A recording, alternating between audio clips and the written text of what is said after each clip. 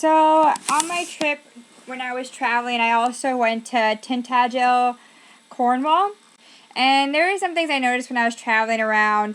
There were the roads were tiny, and one car could pass through, and maybe, another car could pass through, but most of the time it was only one way, only one car could pass through, which I found was absolutely terrifying. Luckily I was in the bus, and so I was not driving. Well, I finally got to Tintagel, and the place I wanted to see the most was the castle.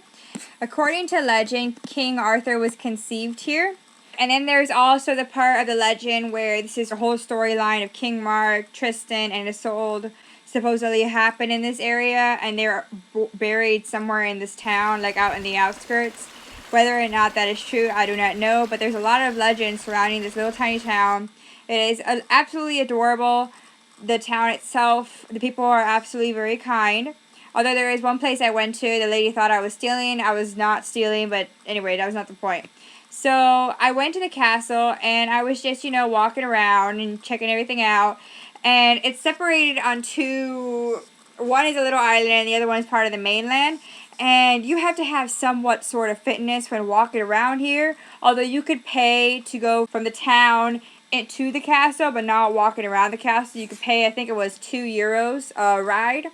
I decided to walk it and trek it, but you need some sort of fitness to be able to walk around this place. I was actually just listening to the audio of some of, me videotaping, and you could hear me breathing. I was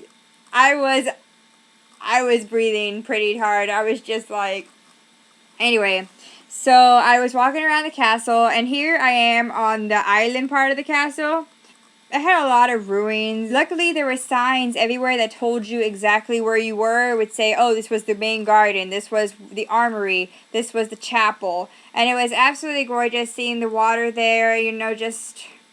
Actually, right here is where the garden was, where the maidens would garden.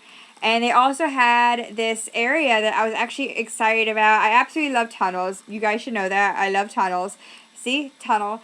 I had to go through the other side of it because that's where you have to walk around. You can't just, go in the front. You have to go through the back. And I got a couple pictures in there. They came out really cool. They never said exactly what this was used for. There were actually a lot of tourists walking around.